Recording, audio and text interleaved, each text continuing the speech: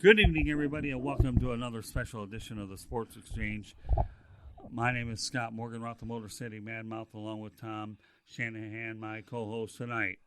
And Tommy, glad to have you back on the program. This time we get to do a longer version of the program, and we have a lot of ground to cover, don't we, partner? Yeah, glad to be here. Glad to talk some football and maybe a little basketball too. I don't know. We'll see how it goes. There you go. Well, you lead off, and let's tell me where you want to go first. Well, you want to talk about the bowl games? Sure, why not? We have 39 bowl games. I mean, 78 teams. And I was talking about this with you earlier. You think that's too many, but I actually don't. What else do a lot of the schools that the Group of Five conferences have to play for? The college football playoff has been reduced to just a half dozen or so teams that get all the elite recruits every year. Alabama, Ohio State, Clemson, Oklahoma. Now LSU is breaking into that territory. Georgia's breaking into that territory. So I don't see anything wrong with having so many games. Football is a tough game, and it's a good reward. Back in the old days, bowl games, they were a reward. And the final college polls were voted on at the end of the regular season, before the bowl games.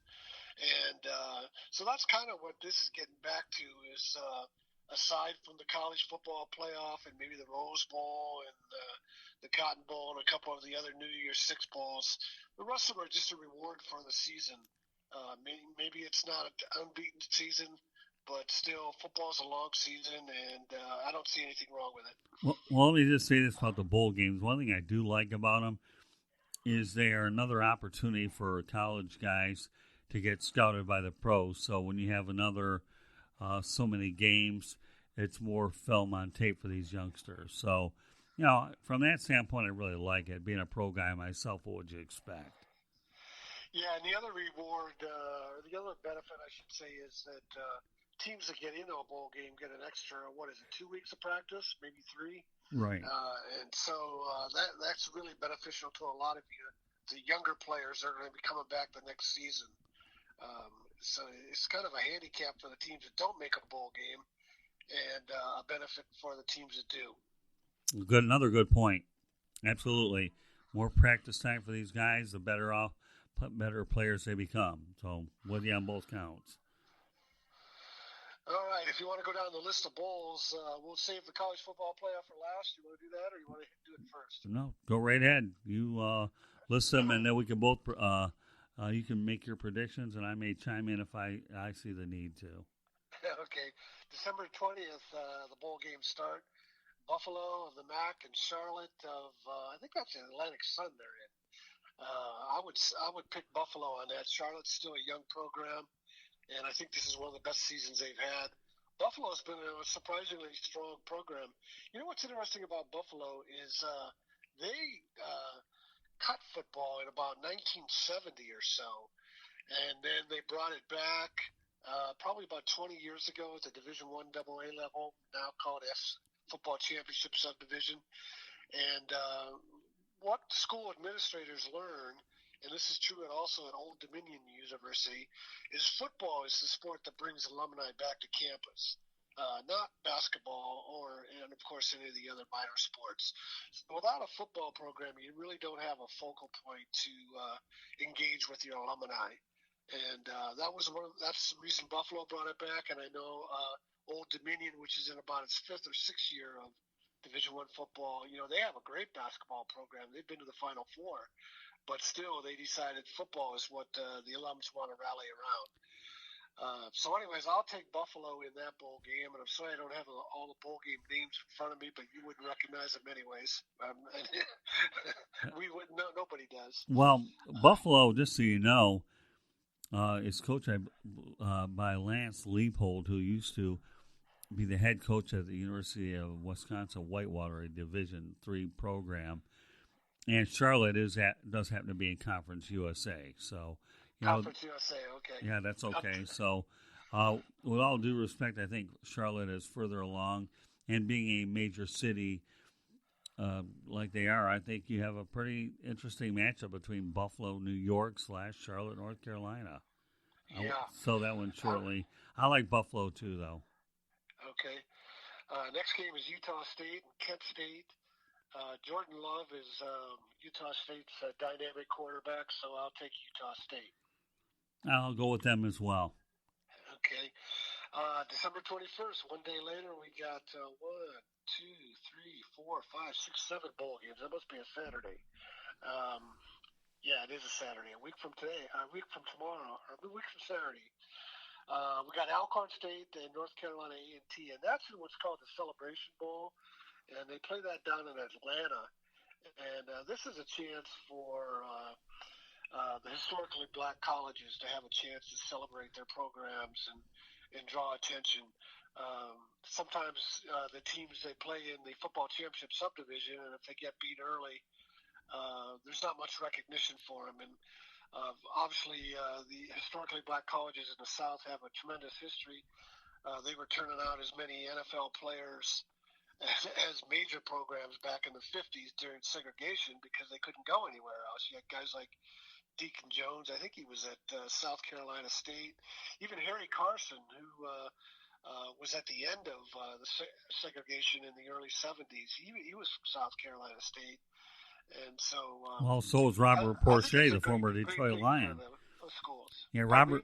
Yeah, Robert Porcher, formerly of the Detroit Lions, went to South Carolina State as well. Yeah, and then Lombardi from Jackson State. Right. Yeah, it's just a long, long list. Well, Walter Payton, I believe, came from Jackson State as well. Yeah, don't sell those college short at all.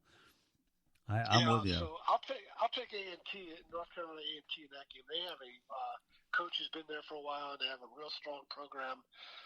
Last year they beat East Carolina, which ultimately ended up costing Scotty Montgomery his job. So they have a lot of good athletes, and they're well coached. So are you keeping score on these about who I pick versus who you're picking? No, we'll just let them float into the air. All right, well then I figure I'll go Alcorn State and be different. Central Michigan and San Diego State. I know that's in the Albuquerque Bowl. That's not the official name of it, but it's in Albuquerque, New Mexico. Right. And San Diego State doesn't score much, but Rocky Long, their great coach, this is supposed to be one of the best defenses he's ever had, and he's been a coach for a long time. So I'll pick San Diego State in that game. I'll stay home and go Central Michigan. Didn't Rocky Long coach over the University of New Mexico, I believe? Yeah, he was a coach at New Mexico a long time. Right. And they had success that they hadn't had, and consistent success. But then when they couldn't break through and win the conference title and that type of thing, the fans started to grumble. And so he said, all right, I've had enough. If you don't recognize the limitations of this program, and it's his school. He was a quarterback at New Mexico.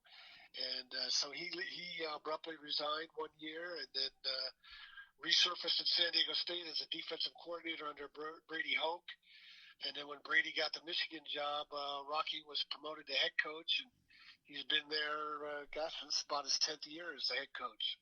Yeah, no, I understand. Recently at New Mexico, Bob Davie left the program, and he's a very credible coach as well. I believe that bowl you're referring to is the New Mexico Bowl, isn't it? I'm almost sure that it is. Yeah, I think it has a new name this year, but you might be right. They always have new names, but I'll go by the best way that I can really identify them. The next bowl game is Liberty and Georgia Southern. I'll take Georgia Southern. There are so many athletes in Georgia. It's such a big state population-wise, and it has the same football fever as Florida and the other states in the South. That the schools like Georgia Southern and Georgia State are getting a lot of the spillover talent that doesn't get recruited by the University of Georgia, Georgia Tech, or other ACC and SEC schools. Liberty's kind of a new program. They've only been at the bowl division for a couple years, I think. So I'll take Georgia Southern. That sounds good. Yeah, I believe Liberty. Hugh Freeze got a contract extension, didn't he? So if indeed he probably did, yeah. If indeed he did, I'll give the coach his extension and go from there. Okay. Next one is SMU and Florida Atlantic. Of course, Lane Kiffin has left Florida Atlantic, so he's at Ole Miss. And then Sonny Dykes is the coach at SMU, and they've had a great season in not only a tough conference, the American Athletic Conference, but the tougher division of the two, the West Division. They spent a lot of the weeks ranked in the top 25, and then suffered a couple of losses down the stretch. But I think they're too much for Florida Atlantic. Well, I'm going to go Florida Atlantic. I'll stay home. I could be wrong on this one. I believe Glenn Spencer is the interim coach. He's coaching that team, and Willie Taggart has just been named the new that's head right. coach. Yeah, that's a great deal for Willie Taggart. What's interesting about that is a lot of black coaches that get fired don't get a second chance like white coaches do. Yeah. So that's very encouraging to see Willie Taggart not be dismissed and labeled a loser based on what happened at Florida State. He's still recognized for all the success he's had coaching at Western Kentucky. And then he wasn't at Oregon long, but he did well there, especially recruiting-wise, because Oregon's such a good team right now. So that's very encouraging about our country that a school that Willie Taggart is getting a second chance, because not a lot of black coaches do. Example of that is Scotty Montgomery at East Carolina. I'll be surprised if he ever gets a second chance. Well, here's a little trivia for you. Willie Taggart is 1-0 in Boca Raton, and his only win was as head coach of Western Kentucky. So there. Well, what can I tell you? The guy coached a my alma mater, USF, and then from there he went on to I believe it was Oregon, and then Oregon over to Florida State. Now he's back in the Sunshine State. And let me tell you a little something about that deal I read on. Is that a school-friendly deal? He's getting paid $750,000 a year, and the salary will total close to $4 million over a 5-year deal. Florida State is picking up the most of the tab, and FAU is giving him a little financial relief. So that's interesting. Have you heard it? Has he named any assistant coaches? No, he was just named. Harlan Barnett, he had hired away from Michigan State as defensive coordinator to Florida State. I've been wondering if Harlan's going to go back to Michigan State or if he'll go with Willie or another school. Well, I don't know. I mean, I personally would like to see Glenn Spencer stay there. Glenn's done a marvelous job at that defense, and you want to keep a little bit of continuity over there. I hope Glenn stays on, unless Lane Kiffin were to hire Glenn Spencer and take him over to Ole Miss. Time will tell on that, for sure. Yeah, and then the other thing about Willie Taggart is he has strong name recognition in Florida, so I'm sure that helped him bounce back and get another shot. Oh, yeah, without a doubt. Actually, I'll slip in a little NCAA Division II talk. Willie Taggart reminds me because Ferris State, my hometown of Big Rapids, Michigan, you're familiar with Ferris State. Oh, yeah. They're a Division II power. They lost last year in the championship game. They made it all the way to the final and lost, I think, to Valdosta State, which is a perennial power in Division II. And I think they're in the semifinals this week, and Ferris State is playing again. They're unbeaten. And at the ACC Media Days, Ferris State's home field is called Top Taggart Field. Top Taggart was a oil millionaire in northern Michigan that donated a lot of money to Ferris. So I jokingly told Willie at the ACC Media Days, hey, you got to go play a game at Ferris. Willie Taggart at Top Taggart Field. Interesting. I like that little nugget there. I like interesting nuggets when it comes to that. Very good, Mr. Shanahan. Yeah.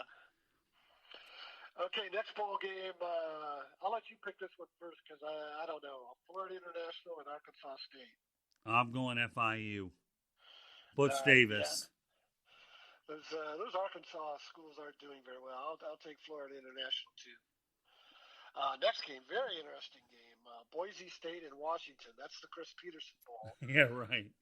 Yeah. Right. Of course, Chris Peterson had so much success at Boise State, and he turned down a lot of jobs to stay there. And then finally he did agree to go to Washington, and he's won a couple of Pac-12 titles and been to the Rose Bowl. But he decided there was just too much stress. He wasn't enjoying the wins anymore, and he's stepped down. So Washington is going to be playing against his old school, and I would guess Boise